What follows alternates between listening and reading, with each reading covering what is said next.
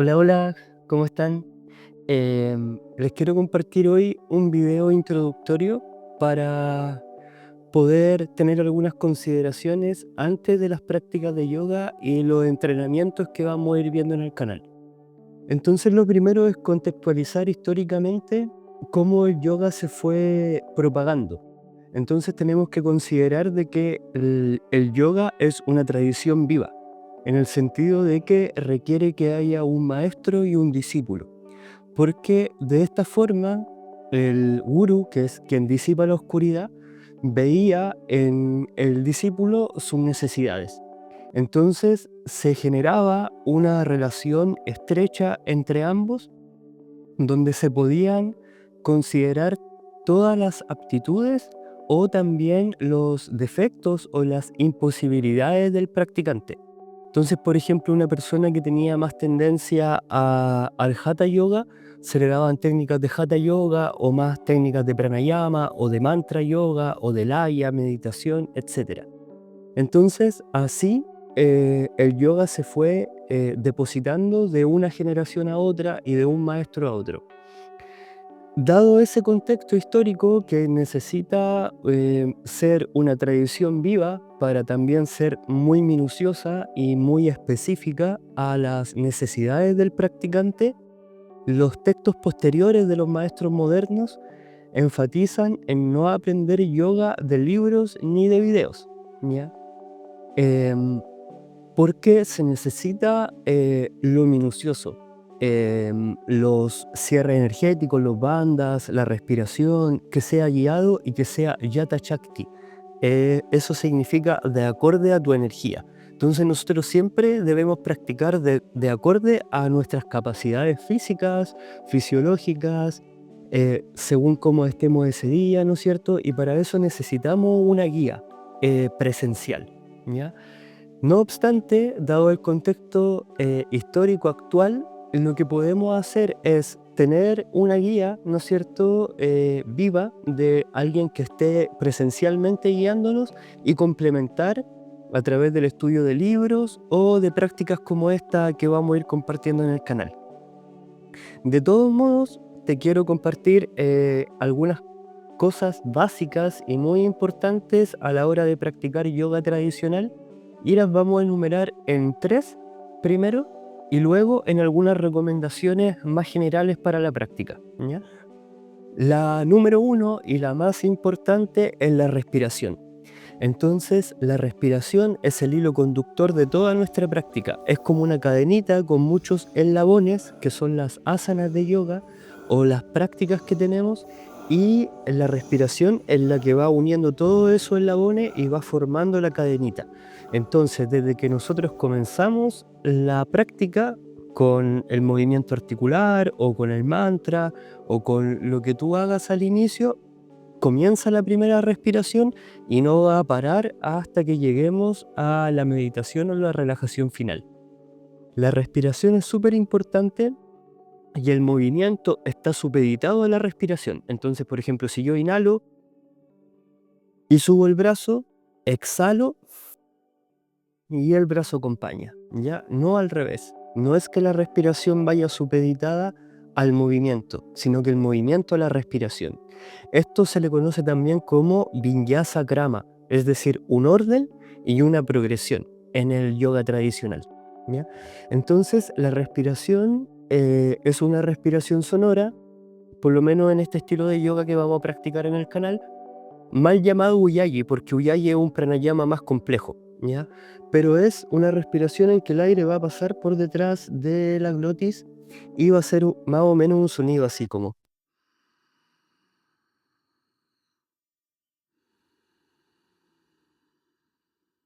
Entonces esta respiración tiene el mismo tiempo de inhalación y el mismo tiempo de exhalación, Samavriti. Entonces, si yo inhalo en 4 tiempos, exhalo en 4 tiempos y no hay apneas, no hay retención de aires, kumbhakas, que se llaman en yoga. Entonces, cuando el aire se retiene, eso se llama kumbhaka y eso es, por lo general, generado o practicado en pranayamas, ¿ya? No en asana. Entonces, siempre que estemos en los saludos al sol, en las posturas, siempre estamos respirando. Inhalando profundo por la nariz y exhalando por la nariz. Nunca con respiración a través de la boca, ¿ya? Eso es fundamental y lo más importante es que las respiraciones sean extensas, ¿ya? Porque esto va a ir generando también un movimiento distinto en el flujo de prana del cuerpo, que lo vamos a ver después. Lo otro importante son los bandhas. Entonces, bandhas es en realidad un mudra, que es un cierre energético de distintos plexos nerviosos del cuerpo. O si queremos llevarlo a un lenguaje más actual, serían sellos neuromusculares, ya que se dan en distintas zonas del cuerpo y que tienen la función de redirigir el calor o el prana. Y para la práctica de asanas, porque hay varios, muchos, que se confunden también con los mudras manuales, que son estos, ¿no es cierto? Los hasta mudras. Los mudras o los bandhas son cierres del cuerpo. Entonces, para la práctica de asanas hay dos fundamentales y uno que se hace de manera específica, ¿ya? Entonces, el primero es Mula Bandha, que es el suelo pélvico. Entonces, el suelo pélvico, sobre todo al inhalar, va hacia arriba. Es como si subiera. Es como si esto fuese hacia arriba. No es una contracción que genere dolor muscular, sino que es una sujeción, ¿ya? Es que la musculatura está sujeta cuando practicamos. Entonces, Mula Bandha tiene más protagonismo al exhalar. El segundo es Uddiyana Bandha, que es ombligo a la columna. Entonces, eso hace de que nuestro abdomen no vaya hacia afuera, sino que esté sujeto. Entonces, cuando nosotros inhalamos, el aire va a ir a la zona intercostal, al diafragma, ¿ya? Y el ombligo, la zona del ombligo y bajo el ombligo va a estar casi siempre en la misma posición. Inhalamos, ¿no es cierto? El ombligo permanece ahí, la zona del bajo abdomen. Al exhalar, el ombligo va a la columna. Y esa es una sujeción de la zona de Uddiyana Bandha, ya que cuando se hacen pranayamas, eso se exagera un poco, ¿ya? Entonces, eso va a permitir de que los órganos estén siempre en la misma posición y no vayan colapsando hacia adelante, ¿ya? Entonces la respiración en yoga siempre es diafragmática, la zona intercostal crece, exhalo y el ombligo va a la columna. Lo mismo, no es una contracción brusca de la musculatura, sino que es una sujeción. Y lo que va a hacer esto es que nosotros sintamos liviandad y que sobre todo las transiciones en la práctica sean mucho más livianas. De hecho, Uddiyana, que es este bandha del abdomen, significa algo así como volador o elevarse. Y el tercero, que no lo vamos a ocupar mucho en las prácticas de asanas, es en la garganta. Entonces, por ejemplo, cuando nosotros estamos en la postura de la vela, Sarvangasana, ahí se cierra y el aire sí o sí va a tener que pasar por detrás y va a generar un sonido. Ese es el último bandha, ¿ya? Entonces, punto 1, la respiración. Lo más importante en yoga, tratar de hacerla profunda y de exhalar lento, ¿no es cierto? Sobre todo cuidando esa transición entre la inhalación y la exhalación. Hay un pequeño espacio y ese espacio hay que suavizarlo, ya como una transición suave. Luego las sujeciones musculares, musculares, que son los bandhas. Y por último, los drishtis. Drishti se puede traducir algo así como enfoque visual. Entonces, el yoga trabaja harto con los órganos de percepción, ya que son los sentidos. Y bueno, se dice que los sentidos tienden a dispersarse, ¿no es cierto? Y a llevar la mente a conjeturas, a imaginaciones, a sacarla del presente, generar muchos escenarios y distracción, ¿ya? Y el yoga trata mucho de concentración, que es algo que está muy como volátil hoy en día. Entonces, cuando nosotros, por ejemplo, vamos a una sala de yoga y hay mucha gente o muchos estímulos, nos podemos distraer. Entonces, el enfoque visual del drishti lo que hace es aterrizarnos, ¿ya? Entonces, por ejemplo, hay algunas posturas que van a tener un enfoque visual en el dedo pulgar, como los guerreros. Como perro boca abajo va a tener el enfoque en el ombligo, en Navi Drishti. Entonces todas las asanas tienen un enfoque visual, ¿ya? Y en los videos de prácticas yo les voy a ir detallando dónde poner la mirada, ¿ya? Entonces, considerando estas tres cosas, la respiración, la sujeción neuromuscular y el enfoque visual, lo que va a resultar es que nosotros vamos a estar enraizados en nuestra práctica. Van a haber pocas posibilidades que nos distraigamos o que la mente empiece a pensar, no sé, tengo que ir a comprar lechuga mañana o tengo que hacer esto. Entonces, el estar tan atento al cuerpo es como que tu mente aterriza, ¿ya? Y eso es muy importante porque estamos generando una meditación a través del movimiento, ¿ya?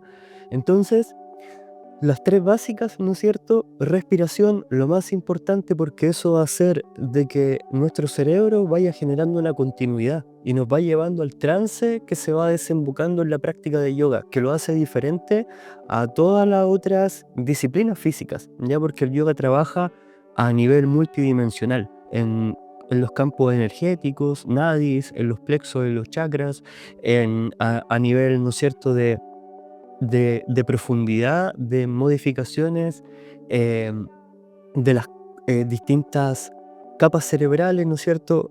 Aumento de la zona de la corteza prefrontal, de las glándulas, de los nervios, de las fascias. Entonces, al respirar, esto se va magnificando y la adhesión de las contracciones energéticas o neuromusculares lo que va haciendo es redirigir el prana. Entonces va limpiando nuestra red de nadis, que son los circuitos energéticos que van surcando nuestro cuerpo parecido a los meridianos de acupuntura, ¿ya? Y además está todo lo que tiene que ver con el enfoque visual, que tiene que ver con el poder de la concentración, que es algo muy importante para las etapas posteriores de la práctica de yoga que tienen que ver con el pranayama y la meditación. Aparte de esto, hay otras consideraciones importantes como por ejemplo la alimentación y el beber líquidos. La alimentación debe ser, por lo menos, si es una comida pesada, pesada, unas 4 horas antes ya de la práctica. Y si es una comida más liviana, unas 2 horas antes. Esto va a depender mucho del metabolismo ya y la capacidad digestiva que tenga cada persona. Porque, por lo menos, en mi caso, yo puedo comer 2 horas antes y ya estoy listo para practicar comidas livianas, ¿ya? Hay personas que eso les dificulta porque les genera reflujo, incomodidad, sobre todo en prácticas donde hay muchas torsiones, como en el Ashtanga, o muchas inversiones, esto puede molestar. Y beber líquido por lo menos 1 hora antes, ¿ya? Para que la vejiga y el abdomen no estén llenos de alimento y eso te genere pesadez. Y por otro lado, porque en la práctica de yoga nosotros estamos metabolizando prana, entonces el cuerpo igual está generando un montón de funciones y con la digestión de líquidos o de sólidos el cuerpo va a gastar más energía, ¿ya? Entonces es otro tipo de alimento que tiene que ver con lo que estamos integrando a través de la respiración. Otra cosa importante y muy importante son las progresiones, ¿ya? Entonces, como decíamos al principio, cada uno tiene que practicar Yata Shakti, de acuerdo a su energía. Entonces, si hay alguna postura que es muy compleja, nosotros podemos descansar o hacer alguna variante, ¿ya? Entonces, yo voy a tratar en lo más posible de dejar variaciones, ¿ya? O de hacer en su mayoría prácticas que sean realizables para todas las personas.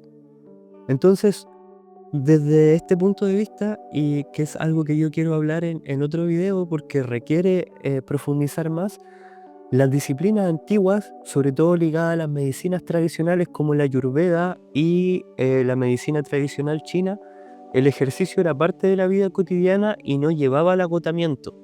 No existía eso de ir al fallo o no pain no gain, todas esas cosas, sino que era cuidar tu energía vital. Entonces nunca ir más allá de lo que nuestro cuerpo nos permite. Porque a nivel físico denso pueden haber lesiones de tendones, de ligamentos, de articulaciones, de músculos, pero a un nivel más sutil hay puede haber una deficiencia o un mal uso de nuestra energía vital, de ollas en Ayurveda o de Yin en medicina china, que es como nuestra energía de reserva. Entonces, es muy importante ir de a poco, ¿ya? Yo conversaba con una amiga hace algunos días y en calistenia, en dominadas, yo voy subiendo una, por ejemplo, si hago 5, sumo una más después de un mes o 2 meses, cuando ya mi cuerpo realmente está acostumbrado y no va a quedar con fatiga. Y así he llegado a hacer 10. Pero para poder hacer una estuve 3 meses yendo todos los días en mi bicicleta a la plaza e intentando hacer en negativa hasta que pude hacer una después de 3 meses. Entonces, la práctica de yoga es una práctica para toda la vida. Y si nosotros queremos practicar toda la vida, tenemos que cuidar nuestro cuerpo y no apurarnos, porque no hay ningún lugar donde llegar.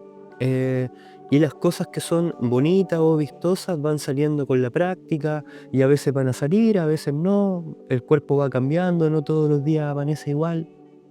Entonces, en la progresión es muy importante. No adelantarnos, no hacer las cosas sin pasar por las preparaciones previas.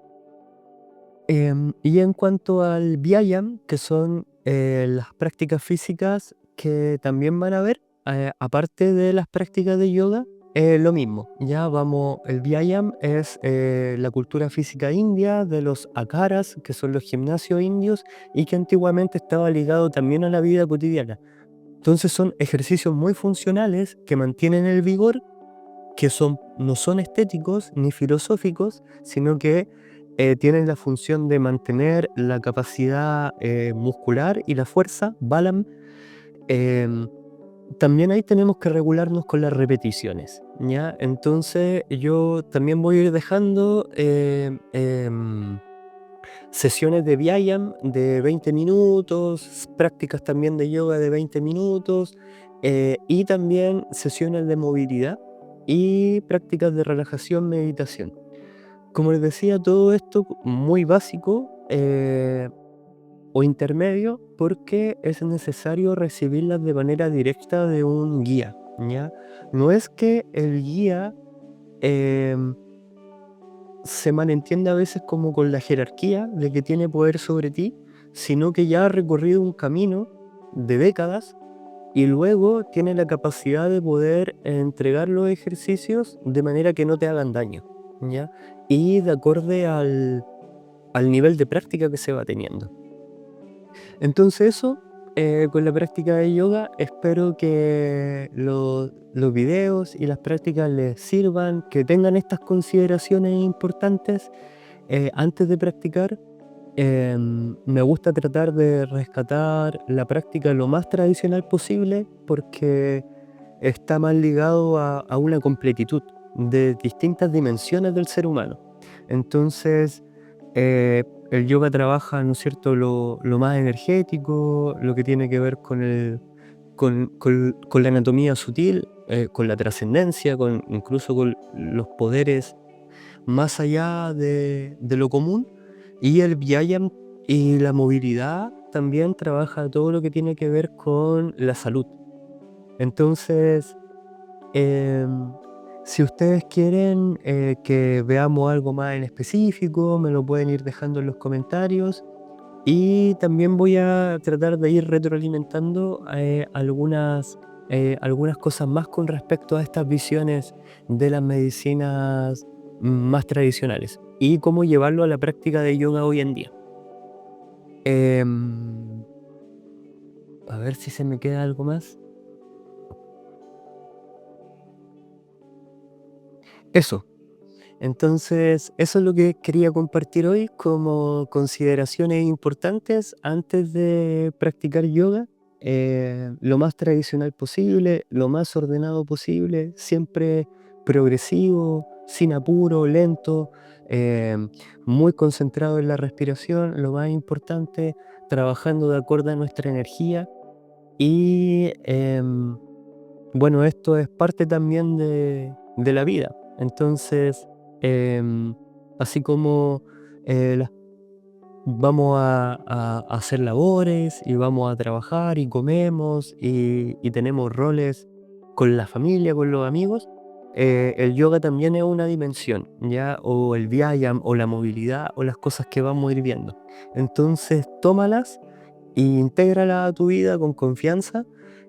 Si puedes, busca también una guía presencial y también van a estar este material para que tú puedas ir tomándolo, aportándolo, integrándolo a tu vida y yo también contento de poder compartirlo y ir profundizando. Eso, muchas gracias y nos vemos. Y si, tengo que decirlo, y si puedes, si quieres, suscríbete al canal, eso me ayuda también a poder dedicarle más tiempo a compartir esta información. Eso, gracias.